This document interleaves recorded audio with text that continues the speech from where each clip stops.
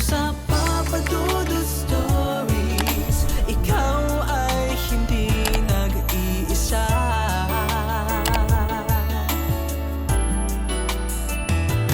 Dito sa Papa Dudut Stories, may nagmamahal sa'yo. Papa Dudut Stories, Papa Dudut Stories. Dear Papa Dudut, sa lahat po ng mga nakatutok ngayon, huwag pong kalimutan mag-like, mag-share at mag-subscribe. Maraming salamat po sa inyong lahat.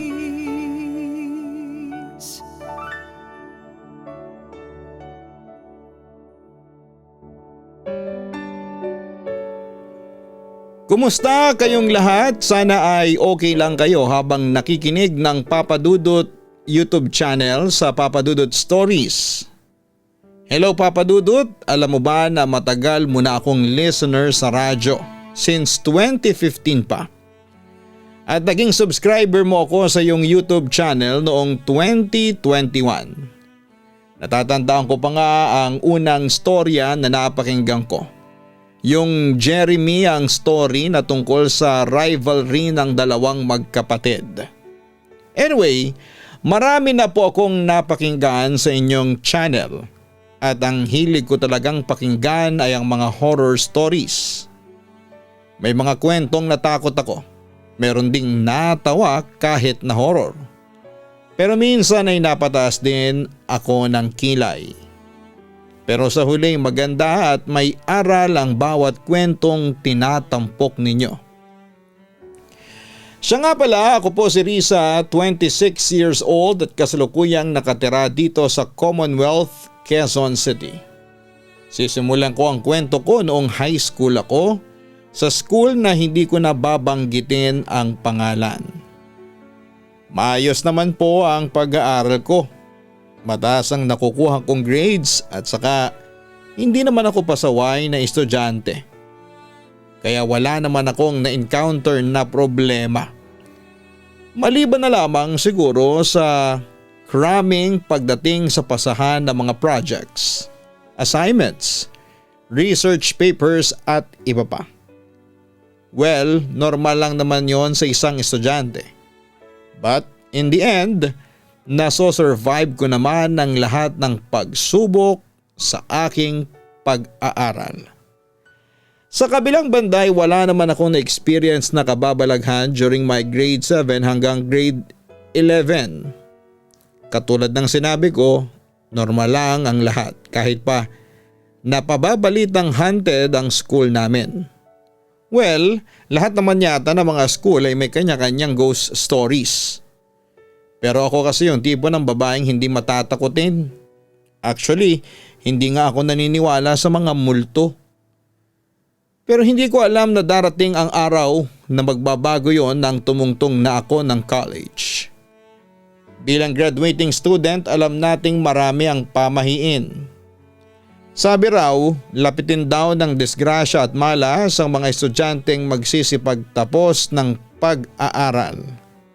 Malas mo kapag hindi ka nakadalo ng graduation dahil na-aksidente ka, nagkasakit, or worst, namatay. Kaya kapag may graduating student ka ay marami ang bawal.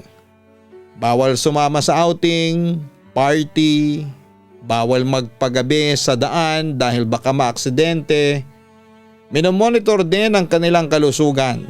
Bawal ang inom, sigarilyo, kolesterol at kung ano-ano pa para hindi ka magkasakit. Kadalasan daw kasing sakit ng graduating students ay cardiac arrest, stroke, aneurysm o yung may pumutok na ugat sa utak. Kapag outing o field trip ay bawal ang anumang swimming related activities, mountain climbing, maski yung pagbabiyahe ng malayo. Sa totoo lang ay hindi ako naniniwala sa mga pamahiing ganito pero since grade 7 hanggang grade 12 ako. Napapansin ko na kada taon ay may namamatay talaga at least one graduating student. Kaya naman yung mga professor namin ay pinagsasabihan talaga kami every day, especially pag malapit na ang graduation. It's not worth proving it wrong, so nag-iingat na lang talaga kami.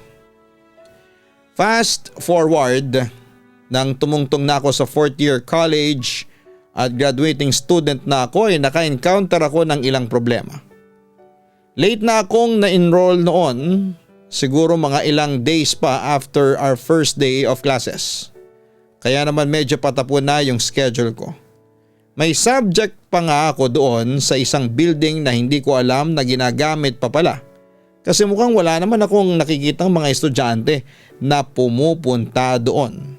Sabihin na lang nating Taxation 101 subject yon. Hindi ko na kasi maalala kung anong subject. Anyway, kahit na medyo behind na ako sa mga lessons, ay laging smooth pa rin naman ako kahit papaano yung takbo ng first day of school ko. Yun nga lang, malayo yung lalakarin ko papunta sa aking Taxation 101 subject. Pagkarating ko doon sa building ay napansin kong walang katao-tao doon. Maliban na lamang sa isang classroom na sa tingin ko ay nag-i-start ng magklase. Tinignan ko ulit yung schedule just to make sure na hindi ako nagkamali, ang tama naman yung building and room number na pinuntahan ko. Kaya pumasok na ako quietly sa door sa may likuran at doon na rin ako sa likuran naupo. Konti lang din sila ang nasa loob, mga more or less ay 15, kasali na yung teacher. Sa tingin ko yung mga late enrollees din yung mga yon. Lumipas ang mga buwan at dumating na ang huling linggo ng semester. Natapos na rin yung final exams and releasing of grades namin noon. Tinignan ko yung grades ko and okay naman kasi wala ako ni isang bagsak.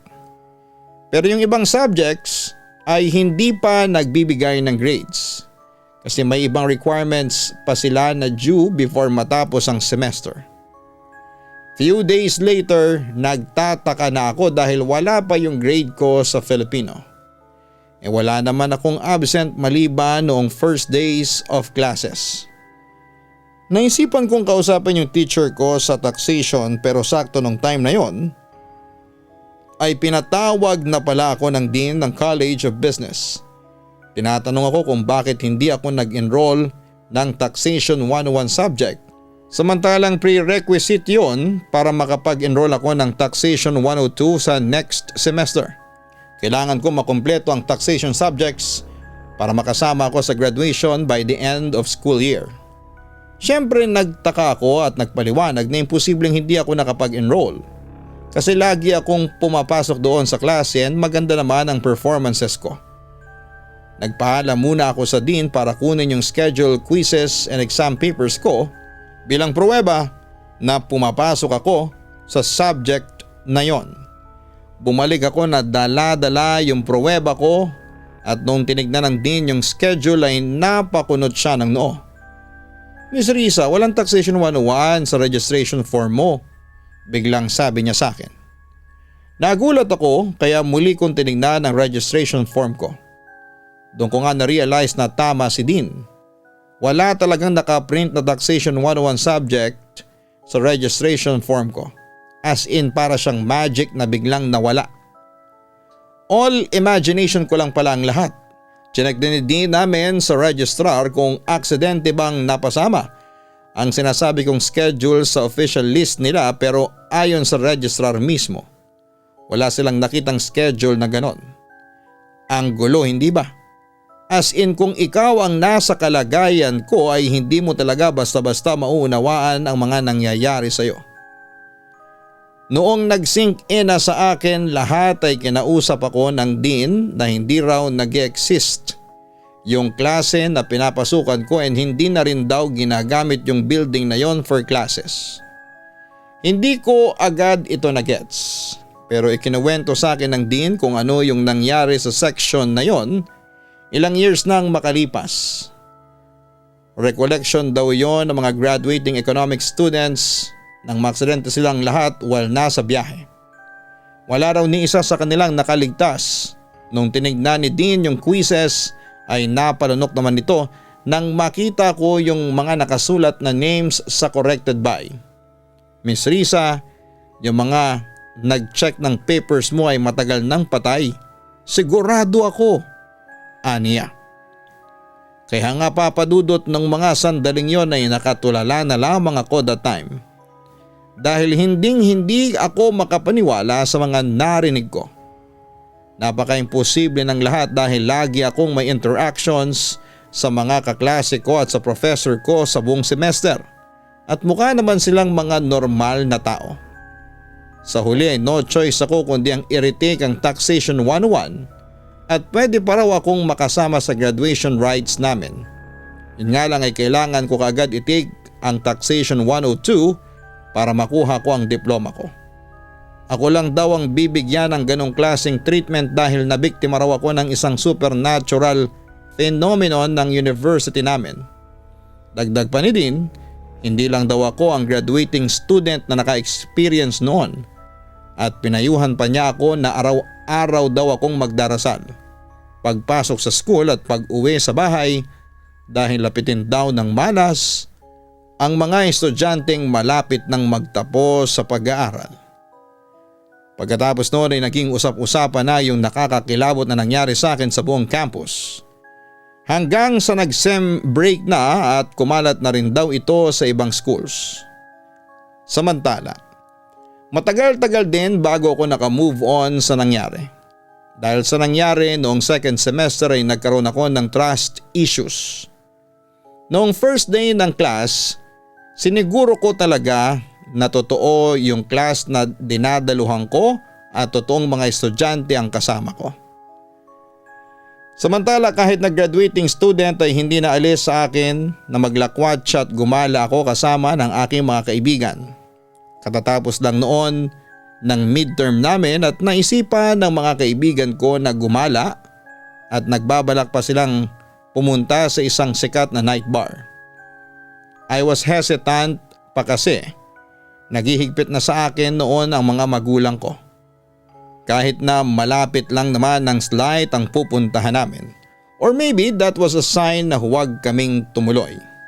Anyway, nakarating kami sa house ng friend namin at hindi pa rin ako convinced na sumama. But sa pamimilit nila na sumama ako since tapos na nga ang exams and mga activities na gagawin namin, magpa-practice na lang for graduation ay parang last bonding na namin yon bilang estudyante. And to cut the story short ay sumama na ako. On our way sa grotto na pupuntahan namin exactly 12 noon, masaya kami at first. Nagkwekwentuhan, nagkakantahan, and nag-aasaran pa. Dumaan kami sa shortcut daw na daanan para mas mapabilis ang punta namin sa grotto. Ako naman ay hindi ko alam if tama ba ang dinadaanan namin kasi ibang way ang alam kong dinadaanan para mapunta sa grotto. Pero dahil sa nag-i-enjoy kami ay di go lang. Nung una ay ang daming bahay as in malalaman mong may mga nakatira talaga. Not until makalayo na kami at wala nang mga bahay. Panay puno and grass. Pero may path pa rin papunta ng grotto. Nang nasa may part na kami pababa like stairs pero gawa sa lupa ay ganun siya, biglang nalaglag ang friend namin pababa. And nadamay niya rin ng isa pa naming friend so dalawa silang nagpagulong-gulong pababa. E di sobrang gulat kami kaya dali-dali rin namin silang pinuntahan. Nagkasugat sila obviously, ikaw pa naman ang malaglag hindi ba? Papadudot noong tinanong namin yung friend namin na nalaglag noong una, ang sabi niya ay may tumulak daw sa kanya. Naramdaman daw niya. Siya lang naman ang nasa pinakataas noon dahil pinaunan niya kaming maglakad. Tapos napatingin ako sa tapat namin. May pamilya, nanay na may kargang baby around 1 year old siguro and dalawang bata na sa tingin ko ay 6 and 10 years old ang nakatingin sa amin. Pero hindi ko maalala ang itsura. Mga nakaputi sila and lumiliwanag. Pero hindi ko masyadong pinansin kasi kailangang magamot ng friend namin. Umakyat ulit kami at doon ay may matatandang binigyan kami ng first aid and tinulungang hugasan ang sugat nila. Ako naman ay na-curious at nagtanong. Tay, may nakatira po ba ron sa may baba? May pamilya po kasi kaming nakita. Nanay na may kargang baby at mga bata. Taka namang nagtinginan sina tatay and Alice sabay tingin sa akin. Wala nang nakatira ron. Pero may namasakir na pamilya ron dati. Sa sinabing yun ni tatay, talaga namang kinalabutan kami ng isa ko pang friend. Natakot talaga kami and nag-decide na lamang bumalik sa bahay ng nasugatan naming friend. Mamayang kaunti ay biglang may tinanong sa akin ang lalaki na siya kong kinagulat. May graduating student ba kayo? Ako lang pong graduating student. Sila po ay sa next year pa sila gagraduate ng college. Sagot ko naman sa kanya. Naku iha, mag-ingat ka kasi itong lugar na ito ay puntahan talaga ng mga kabataang tulad mo. Kaya ako nagtanong kung graduating student kayo o hindi base sa na-experience ko ay marami mga kabataan na graduating students ang naaaksidente dito. Ang pinakamasaklap na nakita ko ay yung isang graduating student sana ng accountancy nung isang taon. Nasa gasaan dyan lang sa highway. Yung iba nahuhulog sa hagdan, nababalian ng buto. Meron din akong nakitang kabataang mataba bigla na lamang nahulog sa hagdan kasi inatake na pala sa puso. Dead on arrival sa ospital. Tapos na lamang kong graduating mass comm student pala yung namatay. Kwento pa ng lalaki sa akin. Ganon po ba? Kinakabahan kong sabi. Sa huli ay nagamot din yung mga kasama ko at nakauwi din kami ng ligtas sa bahay. Pero simula noon ay hindi na talaga ako naglakwatsa at dinoble ko na ang pag-iingat ko. May mga nalaman din akong pamahiin noon na masama raw palang umalis ng tanghaling tapat and bawal din daw gumala if malapit na ang graduation. Delikado daw. From that experience, talagang naniwala ako sa multo at ginawa ko talagang lahat ng klase ng pag-iingat dahil gusto kong makagraduate ng college. Dahil naman sa mga nagawa kong pag-iingat, akala ko talaga papadudot ay makakaligtas na ako sa mga kamalasan at makakagraduate ako ng walang problema. Pero nagkamali ako dahil eksaktong pagtatapos ng second semester may nangyaring hindi maganda sa buhay ko. Katatapos lang ng final exams noon ay nagsimula ng magsilabasan ang mga final grades namin. Pasado naman ang lahat at taxation 102 na lang ang kailangan kong tapusin sa susunod na semester. At meron akong special na treatment mula sa dean namin na pasasamahin na ako sa graduation rites kahit kulang pa ng isang subject. At yun na nga nagsimula na ang picture taking at nakatoga na ako. Then nagpractice na kami for graduation. Since practice lang naman ng graduation ay hindi open ang cafeteria sa school namin. So the students went to the store in front of our school to buy foods and whatever. Dito wala pang nangyayari so expect ko na walang masamang mangyayari sa amin or sa akin. Until it's time to go home. Noong time na para umuwi ay nilibre ko pa yung mga friends ko ng milk tea at binilhan ko din si ate pero hindi ako sumama sa kanila since delikado dahil wala kaming kasama. So hinintay ko sila sa school at mabilis lang naman silang nakabili. Pagkatapos noon ay dumating yung inaabangan kong tricycle at sumakay ako sa likod nito. Naging maayos naman ang biyahe nung una. Pero noong pakanan na kami, hindi nakita ng tricycle na may sasakyan sa harapan. One way siya kaso yung kabilang daan pala is sarado so doon sila dumaan. And bigla siyang lumiko papuntang kanan. I felt sleepy pa naman noon. May hawak pa ako noong milk tea. Ayun, nabitawan ko yung hawak ko at nahulog ako. I think tumama ang ulo ko noon sa gutter at ang sakit. Pinipigilan ko pa ang luha ko noon. Agad namang sumaklolo ang tricycle driver tapos ay tinayo niya ako at tinanong ako nung ibang tao kung dadalhin daw ba ako sa ospital at kung okay lang ako. Sabi ko'y okay lang and then sinigurado muna ng driver na okay tapos ay umuwi na kami. Medyo malapit na kasi yun sa bahay namin. Pag uwi ko'y pumasok akong kwarto tapos nung nakita ko si mama, napaiyak ako bigla. Tapos inexplain ko sa kanyang nangyari at nilagyan ng yelo ang ulo ko. Medyo inaantok na ako noon and sabi ni mama ay huwag daw akong matutulog baka hindi na kasi makagising. Dahil doon ay pinagbawalan akong sumakay sa likod ng tricycle. At naisip ni mama na ihahatid sundo niya ako hanggat hindi dumarating ang araw mismo ng graduation namin. Samantala, dahil na rin sa kaba na baka hindi ako umabot ng graduation, palagi akong nagdarasal na noon bago matulog at bago umalis ng bahay, bago pumasok sa school.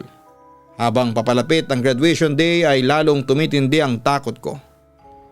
Samantala 2 days before graduation ay pinuntahan namin nina papa at mama sina lolo at lola sa Malolos para sunduin sila dahil nag-request sila noon na gusto nilang dumalo sa graduation ko. Nung una ay medyo kinakabahan pa ako kasi babiyahe kami pero pinanatag naman ni mama ang kalooban ko. At sinabi niya sa akin na kasama naman daw niya ako kaya walang mangyayaring masama sa akin. Pagdating sa bahay ni na lola ay nakita naming nag-aabang sila sa gate. Dala ang ilang gamit kaya nakalis din kami kaagad pabalik ng syudad. Bukod kay lolo at lola ay kasama din namin ang dalawa kong pinsan na sobrang close ko at gusto ring makanood ng graduation rites. Madaling araw na noon, Papa Dudut. Ewan ko ba sa tatay ko kung bakit doon kami dumaan sa shortcut na halos walang bahay na madadaanan kundi puro bukid. Ang creepy lang sa pakiramdam. Nakakaramdam ako pero hindi ako nakakakita ng multo at never kong hinangad yon. Nagbiroan kaming magpipinsan na sabi ko na what if may makasalubong tayo. Agad naman akong sinaway ni lola noon. Ikaw Risa, hindi ka dapat nagsasalita ng ganyan kasi isang araw na lang at gagraduate ka na. Aniya. Oo nga, wag na kayong magtakutan. Magdadala lang yan ng mala sa atin. Dugtong naman ni Papa.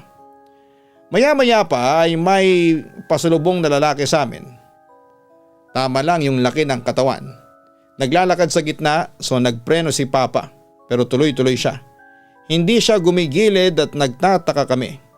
Noong bumisina si Papa ay gumilid siya. Sinundan ko ng tingin at mukhang tao naman. Lumingon pa nga siya sa akin at nakasunod lang ang tingin ko sa kanya. Noong makalampas na sa sasakyan namin ay hindi ko alam kung namalik mataba ko pero biglang nawala yung lalaki. Tinanong ko yung pinsang kong lalaki. Cedric, nakita mo ba yon? Hindi umiimik yung pinsan ko, nakatingin lang siya sa likod. Uy, nakita mo yon? Ulit ko. Sabi niya, oo. Paano nangyari yun? Hindi pa kami nakakalayo ay tumirik yung sasakyan namin. Buwaba si Papa at chinek at nag-start. Hindi ko alam kung ilang minuto na kami doon. Kanina pa tayo dito sa daanan na ito. Asa na yung highway? May pagtatakang wika ni Mama. Nilipat daw tita. Biro pa ng isa kong pinsang lalaki, si Marlon. Baka niligaw tayo nung lalaki. Nakuha ko pang tumawa pagkatapos noon. Pero deep inside ay kinakabahan na ako, Papa Dudut. Then mamayang kaunti, nagulat kami kasi nandun na naman yung lalaki. Naglalakad. Doon na ako kinilabutan. Kasi paano na naman siya nakapaglakad doon? Hindi naman namin siya nakitang bumalik. O ayun na naman yung lalaki kanina. Nagsimula na rin magtaka si Mama. Tumapat ang lalaki sa bintanang katapat ni Mama. Tumigil siya. Hanggang sa sumenyas si Papa sa amin na magdasal kami kasi iba na ang pakiramdam namin doon sa lalaki. Hanggang sa muling nag-start ang sasakyan namin. Biglang nawala ulit yung lalaki. Akala ko ay okay na pero hindi, tumirik na naman yung sasakyan. Hindi pa rin kami nakakarating ng highway noon. Nainis na rin si Mama, bababa sana si Papa kaso'y natigilan siya.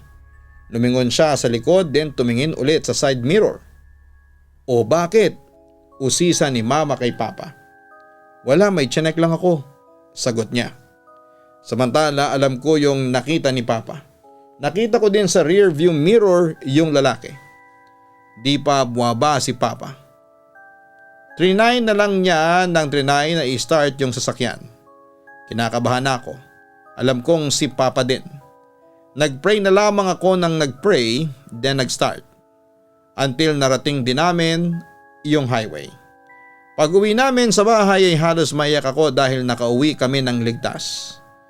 Hindi ko rin napigilang umiyak kasi pakiramdam ko talaga noon ay may humahad lang sa akin para maka-attend ako sa aking graduation. Sa kabilang banda, dumating din ang araw na pinakahihintay ko. Yes, nakagraduate din ako ng college. Naluha ako noon at tuwang-tuwa naman sina papa, mama, lolo, lola at yung dalawa kong pinsan na nag-cheer sa akin. Pagkatapos noon ay dumating ang bagong school year at agad kong in-enroll ang Taxation 102. At naipasa ko yon. Kaya nakuha ko rin sa wakas ang diploma ko. Hindi nagtagal ay nag-apply ako bilang loan supervisor ng isang bangko at na-hired naman ako.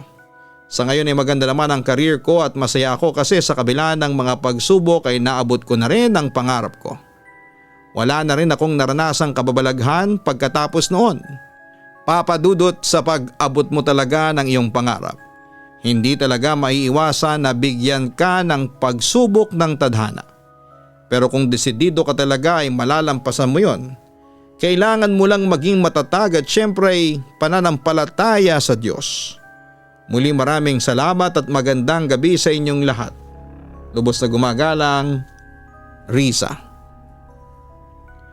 Una sa lahat ay binabati ka namin, Risa, dahil naabot mo na ang iyong pangarap sa buhay.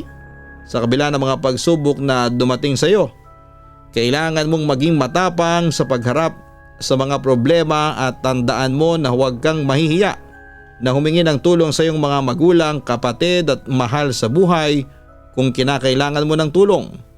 And lastly, syempre magdasal ka at humingi ng gabay sa ating Panginoon at ialay mo sa Kanya ang pangarap na nakamit mo. Muli maraming salamat, Risa, and God bless sa iyong pamilya. Huwag pong kalimutan na mag-like, mag-share at mag-subscribe. Hanapin ang Kaistorya YouTube channel at ang Gian Giana Vlogs.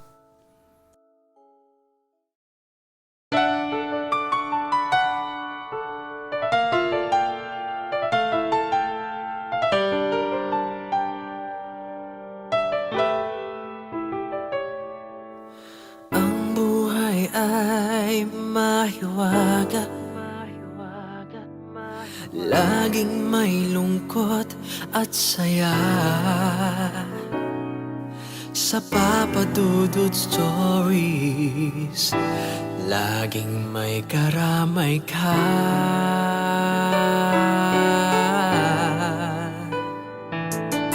Mga problemang kay bigat,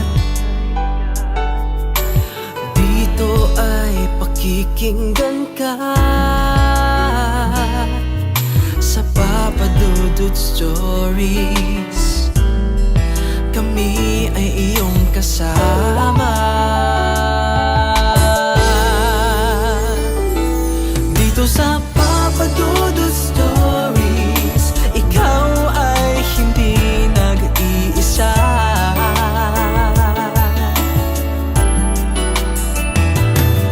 Sa Papa Dudut Stories, may nagmamahal sa'yo. Papa Dudut Stories, Papa Dudut Stories,